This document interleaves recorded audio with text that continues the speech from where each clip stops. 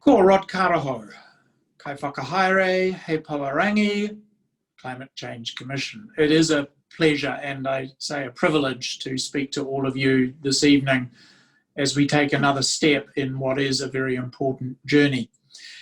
I'd like to take a few minutes just to bring everybody up to date on what the draft advice of the Climate Change Commission is, knowing that a number of you may have had some opportunity in the last 3 hours or so to read our advice, which is all available on our website. It won't come as a surprise to many of you to hear that the Commission has concluded that current policy settings will not put New Zealand on a path to achieve its domestic targets and its international obligations under the Paris Agreement in respect of its greenhouse gas emissions. That the Commission believes that current policy settings would see biogenic methane emissions reduced by about 7% from 2017 levels compared to our target of a 10% reduction. And that by 2050, biogenic methanes might have reduced by 12% compared to our current domestic target of a reduction of 24 to 47% on 2017 levels. The Commission also concludes that our nationally determined contribution under the Paris Agreement is not compatible with maintaining global temperature rise to 1.5 degrees higher than the pre-industrial level. I would like to think that the fact we find ourselves in this circumstance will galvanise action. The Climate Change Commission's draft advice shows that there are technically feasible, economically affordable, and we believe socially acceptable pathways, plural, a number of paths, that New Zealand can choose that will enable it to achieve its domestic targets of net zero long-lived gas emissions by 2050 and a significant reduction in biogenic methane emissions by that date. Our current path would still see millions of tonnes of net emissions from long-lived gases in 2050. The pathways that we propose be considered will change what we produce and how we produce it. Over time, it will change how we get around and how we move things around. But these choices will lead to a cleaner, greener, healthier, and more sustainable New Zealand by 2050. And that is an ambition that we could all sign up for. During the course of the next 45 minutes, I'll tease out a little around each of the main areas in which changes in current policies and our lives and lifestyles will be necessary if we are to achieve our domestic targets and meet our fair share of reduced global emissions. So to make sure you're all with us, let's pop up a little poll and see whether any of what I've just said is a surprise. Harry. Okay, so we've got our first poll here. Were you surprised to hear Aotearoa is not on track to achieving its climate targets? So just an easy one to start. Thank you everyone for saying where you were from here. It's really amazing to see, and I'm really happy to see the word optimistic pop up because that's how we're feeling here too. We had a couple of comments saying that our advice is too long to read in the last few hours, which is right, it is a big read, but we've tried to keep it short, which is why we've got a 6-week consultation. So this is an opportunity for you to hear from us before you dig in and read the detail. Okay, so I think we'll finish off that poll now, and 100% no, 240 people. Very good. Well, welcome to all of you. Let me launch in first by explaining. I'm going to address these matters in more detail. First, we'll start by talking about transport, and then we'll take a few questions. Then I'd like to talk about energy and electricity and take some questions. Then we'll talk about our nationally determined contribution under the Paris Agreement and discuss the impacts that our policy advice, if taken, might have on New Zealand. And then we'll talk a little about our consultation process. So let's start with transport. How we get around and how we move stuff around is the source of a significant amount of our carbon dioxide emissions. In fact, about 40% of that which is not biogenic methane comes from emissions from transport. If we're going to get on a path and stay on a path to meet our targets and international obligations, we have to decarbonise ground transportation, particularly the light vehicle fleet of cars and utes and vans. And we need to begin to do that now, and we need to do it over the coming decades. So our advice is that first we should restrict the importation of some of the higher emitting, older cars that come to New Zealand secondhand in particular. So our advice is that on or before 2028, the New Zealand government should set standards for the fleet that is imported into New Zealand, that the emissions from that fleet should by then be no more than 105 grams per kilometre, grams of carbon dioxide emitted per kilometre travelled. That would represent a significant reduction on the current level of emissions from new to New Zealand vehicles. We believe that even with that, it is likely that by 2035, while 40% of the light vehicles in New Zealand would be EV or plug-in hybrid, there would still be 60% of New Zealand's vehicles that would be powered by internal combustion engines.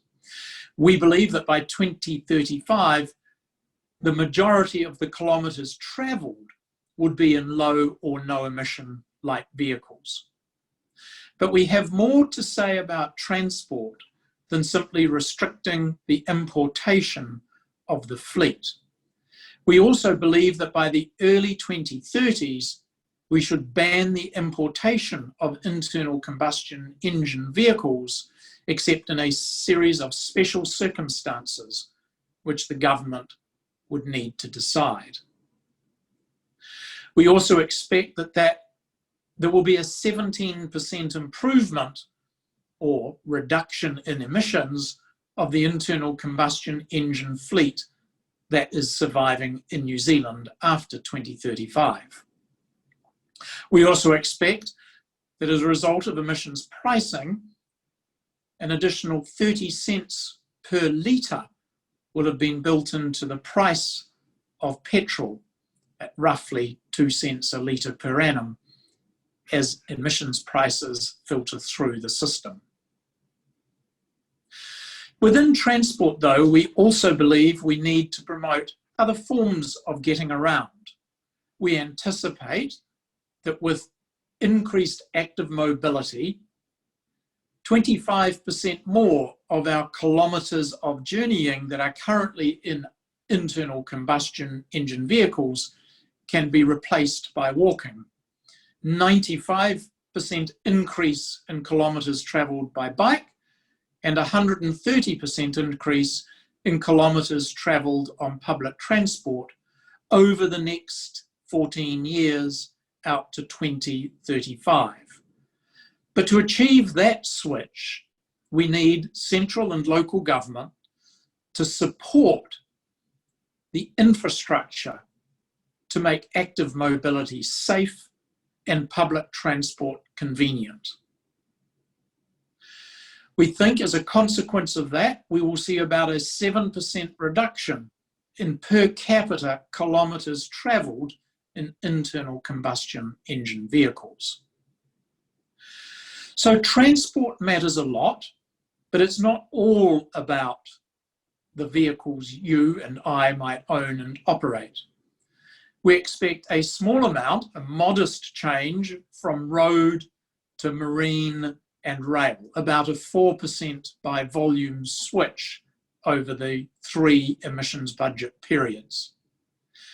We also recommend the government do what it needs to do through regulation and support to establish a viable biofuels industry, generating up to 70 million litres a year of biodiesel or the equivalent by 2030 and 140 million litres a year by 2035. In respect of air transport, long-haul flight and shipping, there is place in our emissions budgets to begin to incorporate in the latter stages of the time till 2050, but we make no assumptions or forecasts in the first 3 emissions budgets. We believe the government should do what is necessary to understand and promote sustainable aviation fuel investment and development. And we also believe the government should continue to investigate and support the opportunities for the development of hydrogen in appropriate and special use cases. So transport is important. Transport represents one of the series of things that we can do.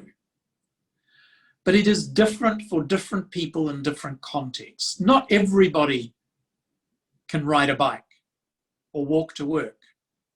Not everybody will be able to afford to buy a new electric vehicle or plug-in hybrid. And public transport, while made more convenient, will never be always at your door. But every New Zealander can become more mindful about the carbon footprint of how we get around.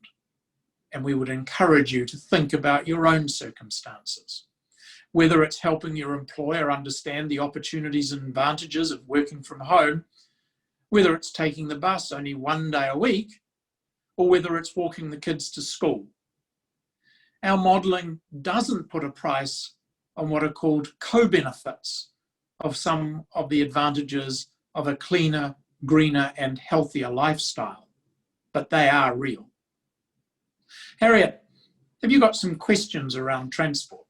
Yes, I do, Rod. We have quite a few. It's really nice to see so many of our transport supporters, advocates here today too. I've seen many of you pop up. Okay, here's a question. This is anonymous. What is the Commission's thoughts on airport expansion in New Zealand? Can we do it safely? What is your message to airports? Well, first of all, we have to dial back and say the real issue around flight is the emissions. There are other environmental impacts from building airports, but at this stage, those are not the concern of the Commission. If we were able to develop sustainable aviation fuels, and if we were able to electrify short-haul flight, and in so doing, substantially reduce, if not quite to zero, the emissions from flying, then the Commission's work in the emissions reduction and the achievement of our targets would be consistent with maintaining airports. It's not the airports that do the damage, it's the flight using fossil fuels as the source of energy that needs to be restrained until new technologies can be developed and deployed. And if that means it becomes a little more expensive to fly, but we are not destroying our planet, then so be it. Thanks, Rod. I've got a question here from Paul Clutterbuck. Carbon price should be an absolute minimum of $100 a tonne, i.e. 25 cents per litre of petrol and diesel. What do you think about that, Rod? Well, in our advice, you'll find that our modelling in part derives a shadow price for a tonne of carbon dioxide equivalent emissions. And that shadow price is around $140 a tonne by 2030 and $250 a tonne by 2050. Don't confuse that with a forecast of the value of an NZU in the emissions trading scheme. That's quite a different thing. Only half New Zealand's emissions are in our trading scheme. And it is pretty clear that while our advice around ETS settings is that we should have a wider and higher channel for NZU prices, and ultimately those prices should have a channel that includes our shadow price of $140 by 2030, markets will determine emissions prices, and as they flow into products and services, consumers will make choices. Thank you. I've got a question here about rationing petrol to cap emissions. Have we considered any kind of controls on accessibility to petrol? No, we haven't worked on rationing. Our perspective is that there is a part for prices to play in making choices. And in some areas, the transaction cost or the overheads of rationing can be very substantial, as we see in managing our quarantine and isolation facilities. So our emphasis would be to reward those who reduce the use of fossil fuels, to incentivize the take-up of alternatives, rather than to ration the who gets what, with all of the known consequences that can come with trying to ration quantities. Kia ora. Here's a question from Dermot Coffey. Kia ora, Dermot. Nice to see you here. What do you feel is the biggest barrier to increasing the percentage mode share, that means moving between different types of transport, and active public transport above what you have recommended? Well, of course, we are recommending support to enable our pathway of more than doubling the use of public transport over the next 14 years. If we're going to achieve that, let alone accelerate beyond that, we have to invest in reliable, convenient, and affordable access to public transport. And we recommend that the government consider targeted subsidies to dramatically lower the cost of access to public transport for selected users. And the young strike me as one of the group that could be incentivized as they move through school, learning, and their first jobs to take public transport and build it into their way of commuting. And if that can be encouraged and rewarded by heavily subsidized access to public transport, that would be a good thing. Kia ora, thank you. Hey, so it's 7:20 and we were going to have covered our HIP or energy advice by now. So what I might do is thank you all for your transport questions. I'm going to ask Rod to cover the next part of our advice, and then if we have time at the end, we'll circle back, but I would rather us get to some of the key stuff than keep doing this, if that's okay with everybody. So Rod, if you talk about HIP now, then maybe we'll move into agriculture and forestry. And we've got about 10 minutes all up for those, maybe a bit under. Okay, Go. Let's talk about energy. Energy matters a lot. Energy is essential to our way of life. It's essential to our security. It's essential to how we produce goods, and it's essential to how we live. New Zealand's energy sources are made up of fossil fuels and renewables. Presently, of our total energy, 40% comes from renewable sources, such as low emission geothermal, hydro, wind, and solar. And 60% comes from fossil fuels, liquid fuels like petrol and diesel, natural gas, and coal. In order to achieve our targets, to put ourselves on the pathway and stay there, we need to dramatically reduce the energy we source from fossil fuels.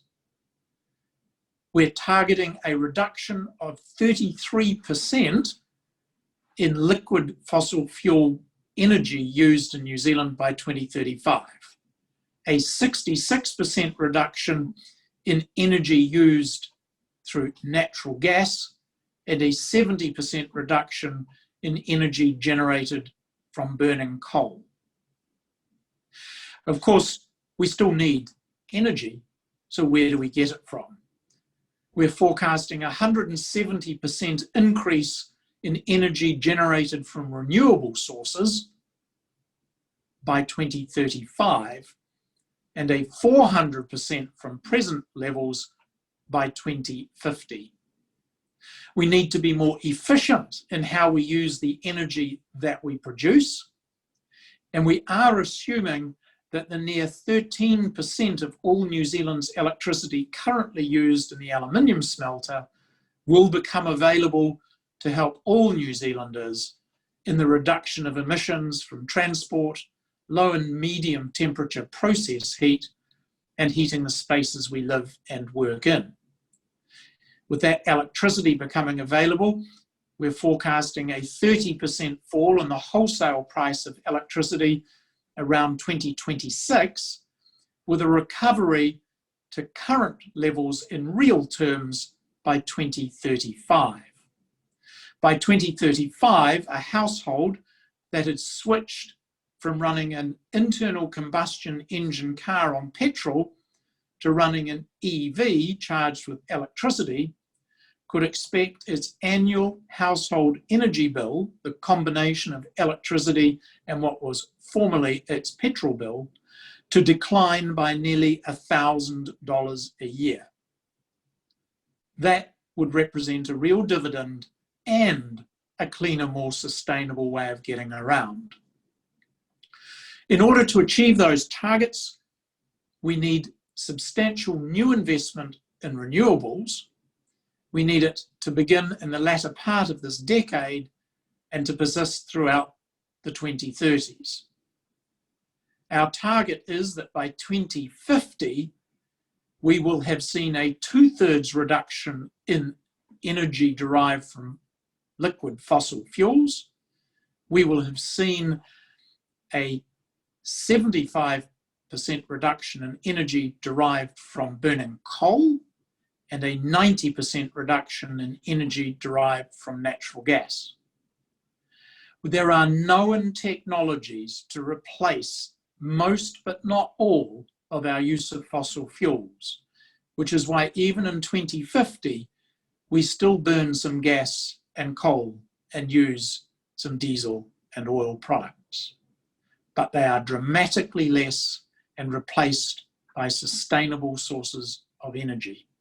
We talk much about an energy target, that we should move from our 40% of all energy being from renewables today to 60% of all our energy being from renewables by 2035.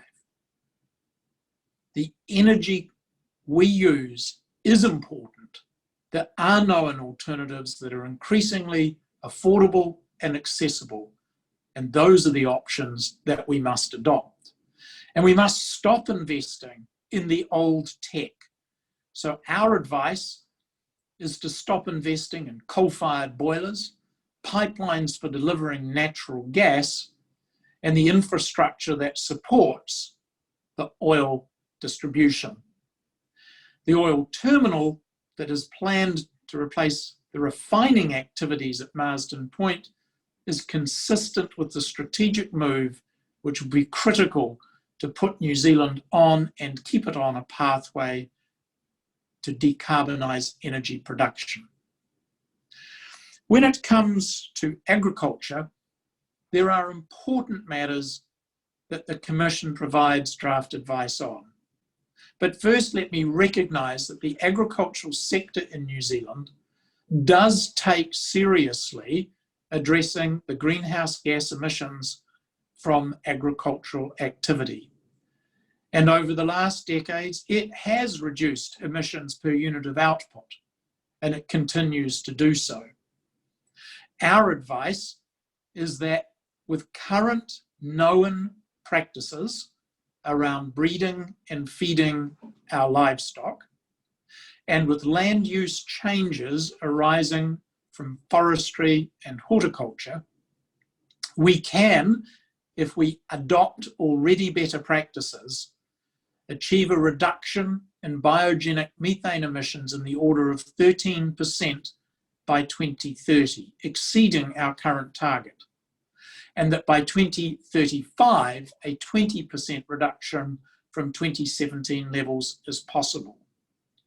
However, beyond 2035, it is clear we are going to need new technologies. We will have extracted all of the gains from known technologies being applied widely, and it will be the case that we need new technologies to further reduce emissions, given the way we farm and produce milk and meat protein in New Zealand. We recommend the government support that research. We believe that He Waka Eke Noa, the partnership between the industry and government, should be successful in putting a price on emissions at the farm level, and that will help incentivise the change in farm practices and reward those who do. But agriculture consists not only of what we produce, but also is an opportunity for us to sequester, that is, draw down carbon dioxide from the air. While we believe that forestry will continue to play a significant part in meeting our targets for net emissions, compared to previous policy paths, we have much less forestry in our plan. Whereas previous policy expected about 1.1 million hectares of new forest planting between now and 2035, our forecasts are for around 680,000 hectares of new planting.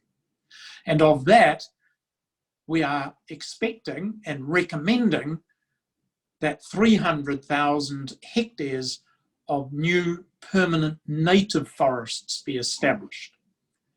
Native forests spread throughout New Zealand represent a less risky way of sequestering carbon dioxide and carbon sinks for long periods of time.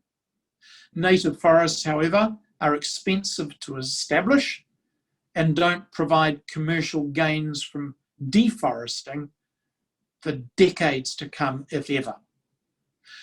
So they are going to need public funding and support for the establishment and expansion of the propagation, the planting, the protection and the management of New Zealand native forests for the benefit of us, our children, and our grandchildren to come.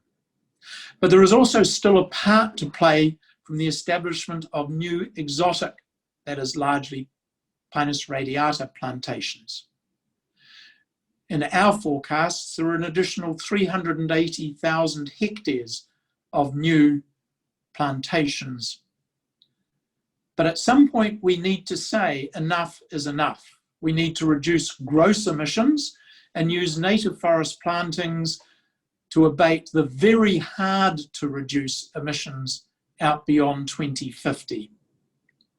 So we are recommending the government consider the policy action necessary to, at some point in the future, when our targets for plantings are in reach, limit how much more forestry from exotic forests counts in the ETS. More work to be done.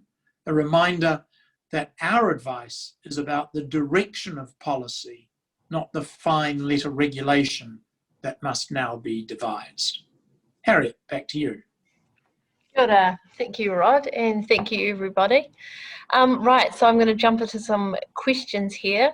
We still have a lot on transport. It seems to be a hot topic among everyone. All right, I'm going to go here. This is from David Hawkins. Are we taking into account reduced power usage by improving the building code and building passive house standards and retrofitting existing houses? We are absolutely taking that into account, and not just for houses, but for buildings. So we're assuming a 30% improvement in the efficiency of energy use in new and existing buildings between now and 2035. We're recommending a review of how ECA works and is funded, and looking at the appropriate ways to incentivise and reward energy efficiency throughout the economy. Cool, thank you. Pleased to hear that. This is another question from an anonymous person. Is our energy transition plan bold enough, given we have known alternatives against the incumbent generation methods? Strike harder and faster? Well, I think the first thing is that we are particularly tasked with finding pathways for New Zealand that balance what we must do with what we can do, to putting us on a path that is a sustainable path that is affordable. There is no doubt we could move faster at higher cost. There would be more stranded and abandoned assets. There would be more risk in the uptake of new technologies and business practices than is currently in our pathways. So the Commission, in reaching its judgments about what we call our path, was exactly trading off how fast can we go, how fast should we go, how affordable can we make it, what is the risk of delay, and what is the risk of reckless urgent action. And so we are open to consultation. We do want to hear views and evidence about whether there are practical, known ways of getting things done sooner, and whether or not some of our assertions and expectations about what can be done are unrealistically ambitious. But we do need the evidence to support the argument rather than just a gut feel. Because a gut feel that we should go faster or we can't afford to do it is less helpful than evidence about what we can do and what it will cost. Thanks, Rod. I just have a quick clarification question here from Andrew Ashby. Andrew says, could Rod just quickly clarify what the first recommendation for biogenic methane is? Is it 13% by 2030 or 35? What we have in our pathway is we assume, and that's a consequence of the policy advice we're giving being taken, and that includes our forecasts for afforestation, it includes our expectations that He Waka Eke Noa will be successful, and so on and so on. But if all that comes to pass, then the outcome would be a reduction of 13% in biogenic methane emissions by 2030. We're not recommending a change in the target from 10 to 13%. We're simply saying, actually, we can achieve that target. And in fact, we could slightly overachieve it. And then by 2035, where we don't currently have a target, we're saying that the wide application of known practices, as well as the land use change, will deliver a 20% reduction in biogenic methane emissions by 2035. But if you continue to assume only what we know, then there's not much more that can be done. And so by 2050, biogenic methane is only 24% lower than it was in 2017. Great, thank you for that. We've got lots of questions here, so I'm just going to ask a couple more and then we're going to whip into NDC and what our advice means for New Zealanders. So by 2050, asked Molly, do you expect New Zealand's energy consumption to grow, stay static or shrink? And what about GDP? Right, so yes, we expect New Zealand to be producing and consuming more energy in 2050 than it is today. And we're forecasting that GDP will have increased by nearly 75% over the next 30 years to around $500 billion a year. But as a result of getting ourselves on a path and maintaining that path, we expect that GDP, instead of growing by 75%, will have grown by 74% over that period to 2050. So there is a price for the transition, but there is a very real benefit. What we buy with that 1% of foregone measured busyness in our emitting economy is to put ourselves in a position of the cleaner, greener, and much more sustainable low emissions future. Kia ora. Thank you. And see you later, Jeffrey. Thanks for coming. Okay, I've got a quick question from John here, and then we're going to go into the next section. Today, the North Island wind generators are producing 7% of their rated output. How are we going to maintain security of supply? There's multiple questions embedded in that. One is, of course, that the larger the footprint of the wind generation capacity across New Zealand, then the more likely it is the wind is blowing somewhere at some point in time. So the helpfulness of a diversified, kai taia to the bluff footprint of wind generation does contribute to a more reliable level of generation at any particular point in time. Secondly, we do support the government's investigation called the New Zealand Battery Project about what do we do in years when it is dry and the hydro lakes do not fill. And there are a number of potential solutions to that problem. The Commission doesn't back a particular solution. It recognises the need for the case, the investigation of the options, and indeed we leave in our forecast gas for some peak power generation even out to 2050. So we don't see a world of only renewable energy even 30 years from now. Okay, thank you, Rod. We're aiming to wrap up at 8 o'clock and it's 22 now, so I'm going to ask you to see if you can do these in, do you think 5 minutes is enough? We're going to have more sessions, everyone, so this won't be your only opportunity. And I'm actually going to ask a couple of our staff to jump on and start answering some of your questions with typing, and we'll copy those into the chat as we go. So Rod, away you go. So the nationally determined contribution is the name given to each country's commitments under the Paris Agreement to do its share in reducing the drawdown of what remains of the atmosphere's ability to absorb greenhouse gases while maintaining temperatures at below 2 degrees and close to 1.5.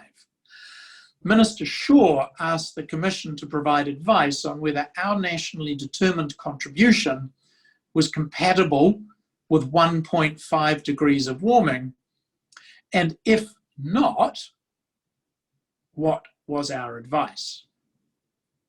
So New Zealand is a small country. We have 0.06 of 1% of the world's population. But we currently emit 0.17 of 1% of all global emissions, about 3 times the per capita average for the world. And it's estimated that during our history, we have emitted about 0.3 of 1% of all of the carbon dioxide that is in the atmosphere today. So we have been an upper quartile, historic contributor, current contributor, and an upper quartile wealthy nation. The question that the parties to the Paris Agreement had to confront is who should use what's left of the atmosphere's ability to absorb greenhouse gases while containing the increase in temperature. And the conclusion was that there is a very strong case to be made that those who have benefited the most from historic emissions, those who are wealthier than others, and those who have access to technologies to displace current high-emitting business practices and ways of living, should have a greater obligation on average than the rest of countries. So New Zealand has signed up for what it believed was a fair nationally determined contribution in 2015 to reduce its net greenhouse gas emissions by 30% from the gross level of its emissions in 2005. The Commission's advice is that our current nationally determined contribution is not compatible with 1.5 degrees of warming, given our obligations under the Paris Agreement. And that we recommend that to make it more likely that our nationally determined contribution is compatible, we need to increase our commitment to reduce emissions by much more than a 35% reduction from our 2005 levels.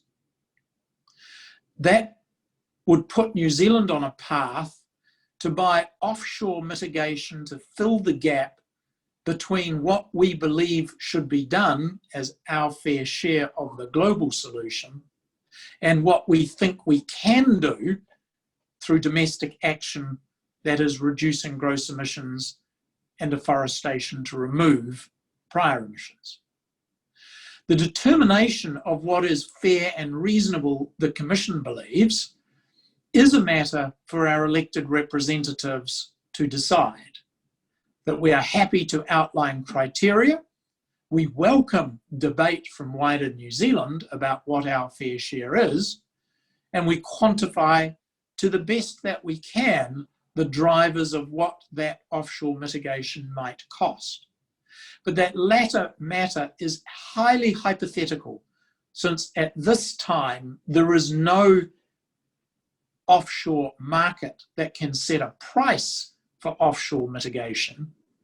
We don't actually know what the quantity of the difference will be between our domestic action and what may ultimately be set as our nationally determined contribution. So more work to be done, but largely a matter for debate and judgment. New Zealand needs to decide where it stands on the spectrum between doing as little as we think we can get away with and as much as we believe we should do. Our position will lie somewhere on that spectrum. Okay, so I think what we're going to do is, in terms of talking about our impacts and what this means for New Zealanders, we're going to have a separate session on that. I really want to use the last of our time to talk about some questions. Matt has just put an answer to a question in the chat, and we're going to be doing a few more of those as we go. Okay, here's a question from Jay Cooper. Given the existing NDC is not compatible with 1.5, why is the Commission recommending domestic emissions budgets which represent higher cumulative emissions to 2030 than the current NDC? Doesn't this mean our domestic emissions will be higher than is compatible with 1.5? What we recommend in our pathway is to deliver the targets which have been set in legislation, which is net zero long-lived gases by 2050 and a 24 to 47% reduction in biogenic methane by 2050. Our domestic action, i.e. gross emissions pathway and removals, puts us on that path.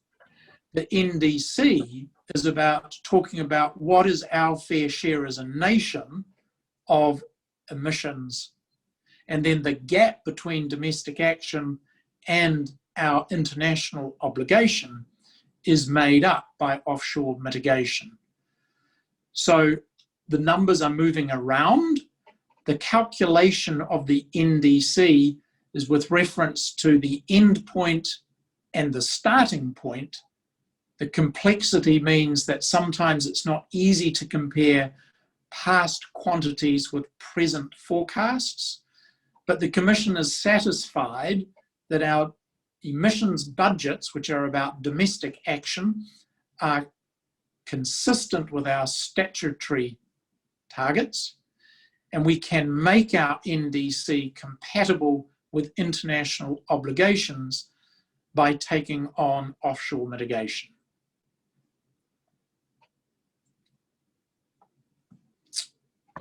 Here's a question that we get quite a lot, so I think it's a good one to answer. Should the pasture on agriculture land be counted for carbon sequestration? So we have to be very mindful of the science behind some of what goes in here. there is no doubt that the sun shines, the grass grows, the grass captures carbon dioxide, the cows eat the grass, the cows themselves emit carbon dioxide through their breathing and respiration processes, but through the way in which they process grass into meat and milk, they create methane as a byproduct.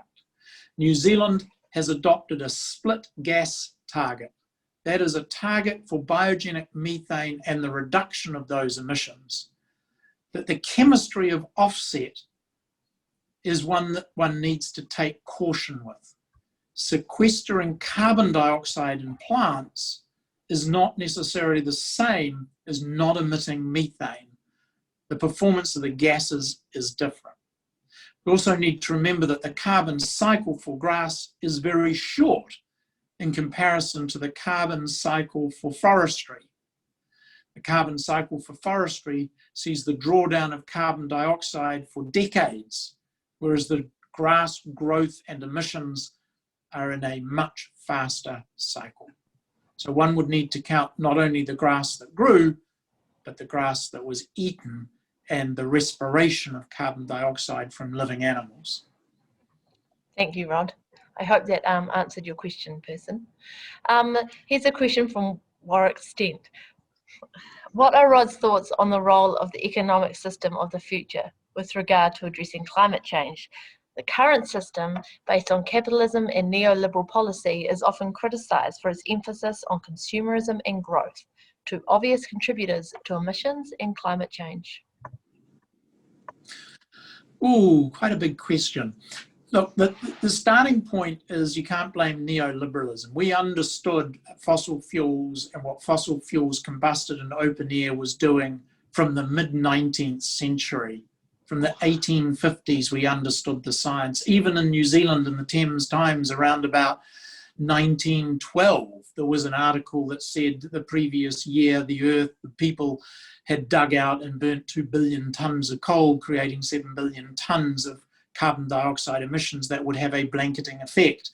We've known the science. It predates neoliberalism by decades. The argument about growth is we do need to find ways in which we can have sustainable prosperity.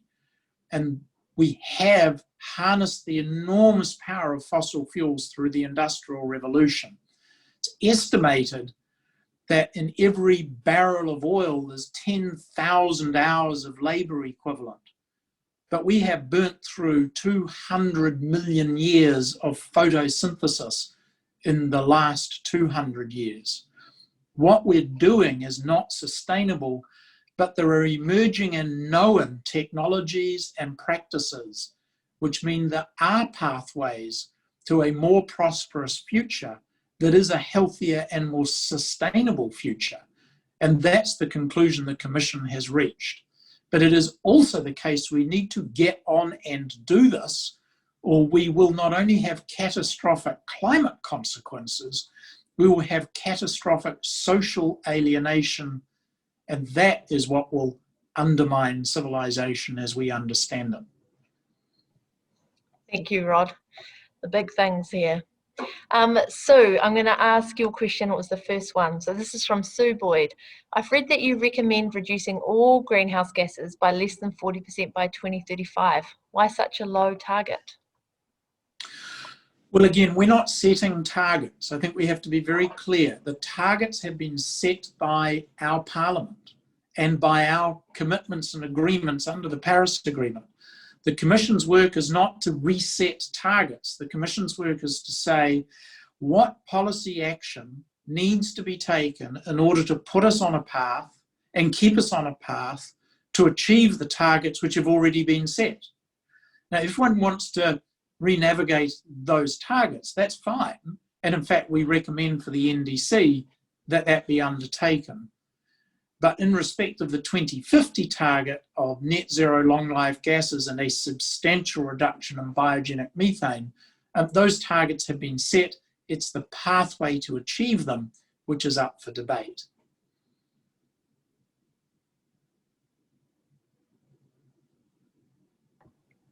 Sorry, I'm surrounded by typers, so I keep trying to mute myself. This is from Tina. Tina says, how come that the electricity price will stay stable over the next 15 years? Is that accurate?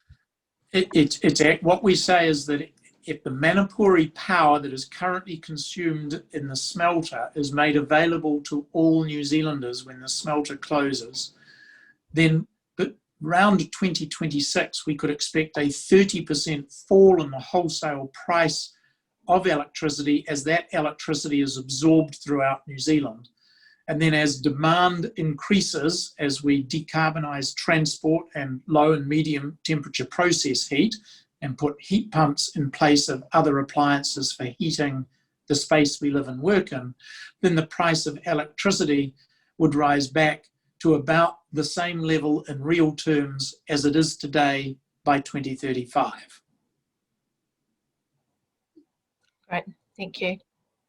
Here's a question from David Hawkins. Can we curtail the advertising of high emissions vehicles like the Toyota Hilux adverts promoting an appealing but unsustainable lifestyle?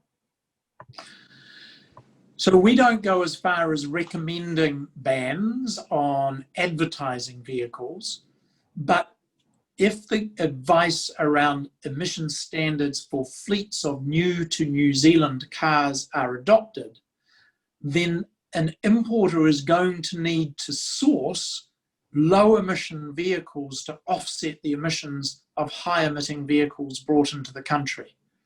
And that's going to give the opportunity for those importers to negotiate with original manufacturers of cars to create a mix of imports which reduces emissions over time.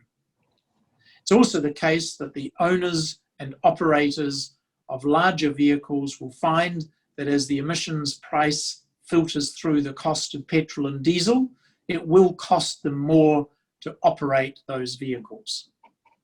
Great, thanks, Rod. Hey, I'm going to ask you, how do you feel about staying on for 10 more minutes? I'm very happy. If I've got an audience and good questions, I'll linger longer. Rod has been talking all day, so I don't want to break him and that amazing brain. Okay, here's another one that I think is of interest. This is from Alex Dyer. Hi, Alex in Island Bay. How does the strategy to replace a lot of personal vehicles with electric cars budget for the embedded emissions in manufacturing? If it doesn't, why not, and when will it? Creating demand for intensive products from other countries is still expensive emissions-wise. Yeah, which is why we talk about a pathway, and we do this over time. So I might have mentioned earlier that even with our plans to put emission standards on the new to New Zealand fleet, and even with our expectation that 50% of new to New Zealand vehicles in 2027 will be EVs or plug-in hybrids, still by 2035, 40%, only 40% of the vehicles in New Zealand will be EVs. So what we're saying is over the next 15 years, a part of the New Zealand fleet is going to be retired anyway in the ordinary course of the business of aging vehicles being removed from the road. And what we are saying is that it is important that we aggressively and progressively make sure that the new to New Zealand cars are no longer high emitting vehicles dumped by other nations as they move to decarbonise their ground transportation. So we are very mindful of trying not to cause the early obsolescence of fossil fuel-based technologies. And that's why we've got recommendations to stop buying new bad things and to, over time, make sure that when the current fossil fuel-based technologies reach the end of their lives, they are removed from our lives. To accelerate that would come at a higher cost because quite rightly you would identify that the earlier replacement would lead to higher embedded carbon in the new fleet while the old fleet was scrapped even earlier. So we are juggling exactly the kind of trade-off that you refer to. Rhoda, thank you. And Rod, you've had a thank you for staying on from Kathleen March. Thank you, Kathleen. So Holly Smith asks, what are your thoughts on the role of land use in transport behaviours and emissions reductions? Well, the land use change that we are expecting will see more forestry in New Zealand. About 300,000 hectares of new native forest, about 380,000 hectares of new exotic forests by 2035. And during that period, about 2,000 hectares a year of land converted to horticultural activities. We also expect that we will see a reduction in the number of animals in our flocks and herds, but our expectation is that milk and meat production can be maintained at current levels as a wider cross-section of farmers adopt the better feeding and breeding practices that are already in practice by some of our farmers. So I think that's the land use conversation, but Harriet, you'll need to remind me of the other bit of that question. Just going to find it. There are so many questions. This is so fantastic. Thank you, everyone. I think what we're going to do is say that you've answered half of that, and if the person would like the second half answered, pop it in the chat and I'll make that a priority. Matt, our trusty analyst over here, is putting more questions and answers in the chat for you, so keep an eye on there too. Some of your questions are in there. We've got a couple of questions on biofuels, which I think is similar to what we were just talking about. So one suggests that, you know, what biofuel is considered feasible without taking land away from food or carbon waste, which should be returned to the soil. So our only assumption around biofuels is that it is sourced from wood waste. We don't assume massive plantings of sunflower seeds and rapeseed and so forth. So we think there are opportunities to make better use in some settings of wood waste from plantation forestry. It's obviously the case it's uneconomic to gather all of the slash from all of our forestry. But there are some rows of slash in Canterbury, which it would be obvious could be reprocessed. We also assume that there is an alternative to pulp logs that are exported.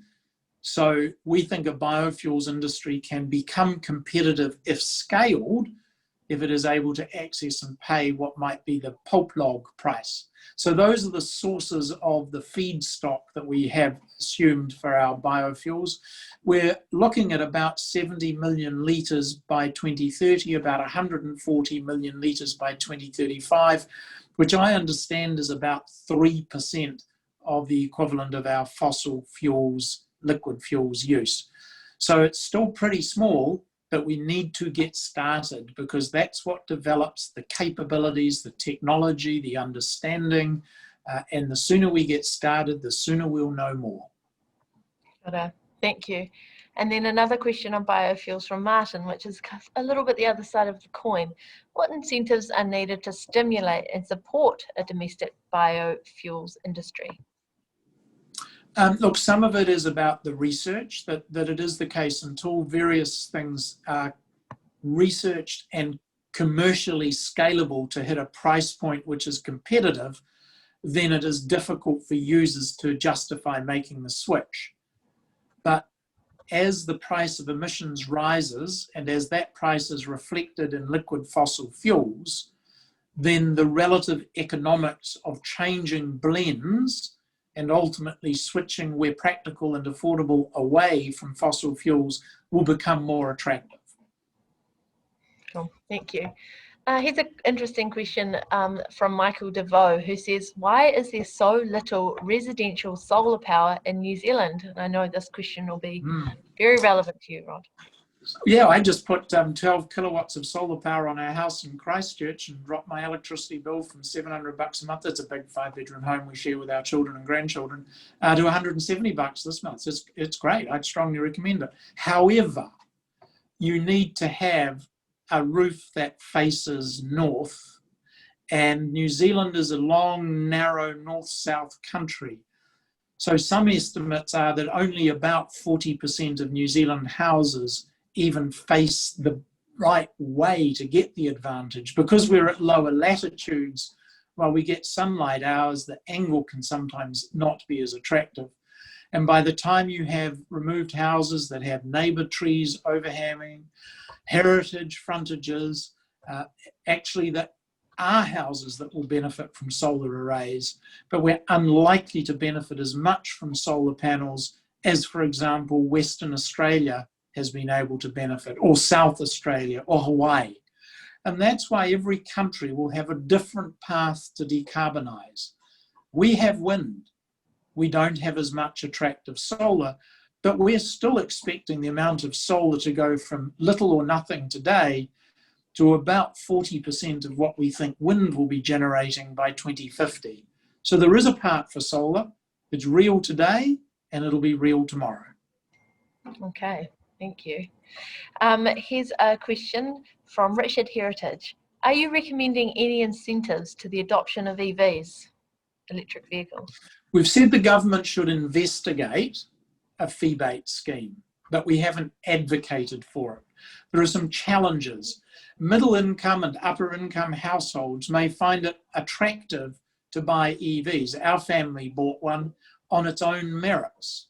So providing a subsidy for those who could afford to make that choice anyway seems to be possibly to target our financial assistance in the wrong way. Maybe we should be targeting financial assistance to low-income households who can't afford EVs rather than to those who could afford, but of course would rather pay less. Thank you. Okay, here's Rod, you're doing really well. Thank you, and thanks everyone. Here's another question that I think is a really good one. How do you see increased expenses working for those that already live in poverty?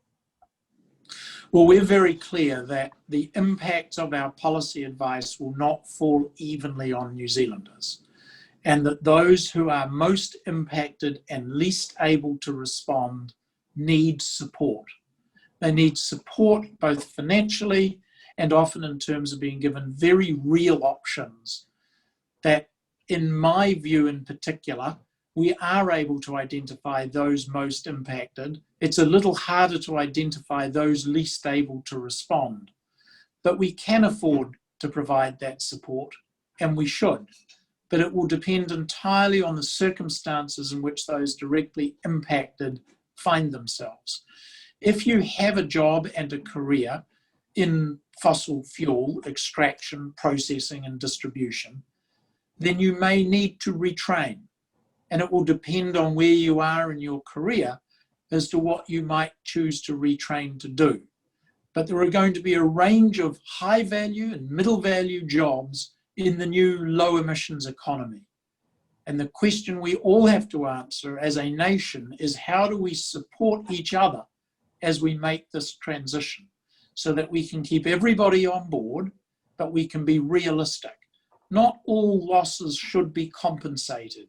Not all costs can be offset by the taxpayer picking up the bill. But we should target our support to those most directly impacted and least able to respond. It's not a free-for-all for everybody who thinks it's going to cost them a few bucks more. But it is an opportunity to recognise we're all in this together. Thank you, Rod. Here is a question from Brian Dixon. In its recommendation, the Commission says incentives are needed to get more native trees planted. It's also imperative that we preserve and protect as much native vegetation as possible. How might that be encouraged and rewarded? Well, we do recommend there be a ban on deforesting of permanent native forests that are already established. We do believe that there needs to be support for the establishment of new natives, and we do recognise that there are some well-established native forests that will need protection if they continue to operate as permanent native sinks or permanent sinks of carbon in the future. The complexity of dealing with our native forests is one the Commission recognises, and during consultation we hope to tease out the practical, affordable ways of making sure we protect what we have as well as develop what we need. Thank you. Okay, so I think we're going to do two more, do you think, Rod? Sure. Okay. Here's one from Tina, and there's been a couple of questions about electricity prices and how electricity companies how it fits within, I guess, our current model. So Tina asks, how come prices go down? Is it because of the smelter exit, or what else is part of the assumption? No, correct. It's the smelter exit which creates an excess supply for a period of time. And of course, the generators will want to sell that power, and that will be reflected in a lower wholesale price. Whether that will flow through and to what extent it will flow through into retail prices and household bills would then be determined by a whole bunch of other things that are going on in the setting of retail electricity prices. Great. Okay. Oh gosh, it's so hard to choose one.